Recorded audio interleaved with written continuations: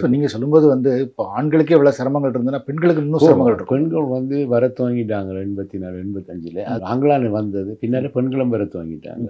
எங்களோட girl friend மனைவி வேற கூப்பிட்டு அவங்க வந்து அது குறிப்பாக பேர்னியில் சரியாக சிரமப்பட்டவங்க. சரியா பாலியல் தொழில்களுக்கெல்லாம் ஆளாகப்பட்டது என்று எங்கடைய ஆக்கலாம் வேறு ஆக்கல எங்கடைய ஆக்கலே வந்து நம்ம கூட்டிக் கொண்டு வர ஏஜென்சி மேல் அவங்கள பயன்படுத்தினது என்று சொல்லி அந்த துன்பங்கள் எல்லாம் என்னென்னா அப்போ யுத்தம் தொடங்கிட்டு வாழை இல்லாத நிலைமை வந்த பிறகு பல்வேறு சிக்கல்கள் பல்வேறு துன்பங்களோட தான் பெண்கள் வந்து உள்ளுக்க வந்து சேர்ந்து. இப்போ நீங்கள் ஃப்ரான்ஸுக்கு வந்துட்டீங்க, அப்புறம் ஃப்ரான்ஸ்லேயே விசா இல்லாமல் தான் நீங்கள் ஃப்ரான்ஸ்குள்ளே வந்திருக்கீங்க. ஃப்ரான்ஸில் எப்படி இருந்தது உங்கள் வாழ்க்கை? நாங்கள் ஒரு அடுத்த நாளே நாங்கள் போய் ஃப்ரான்ஸில் இருக்கிற இமிக்ரேஷன் அந்த யூகேண்டி செக்ஸ் இருக்குது. அது அந்த ஃப்ரான்ஸ் இதுகளை எதிர்கொண்ட நாடுகள். இப்போ ஜெர்மன் வந்து 2 இருக்குது. அப்போ செக்கோஸ்லோவேக்கியாவில் பிரச்சனை இருக்குது. போலண்டில் இப்போ போலண்டில் இருந்தாலும் அப்போ ஆக்கள் வர துவங்கிட்டாங்க.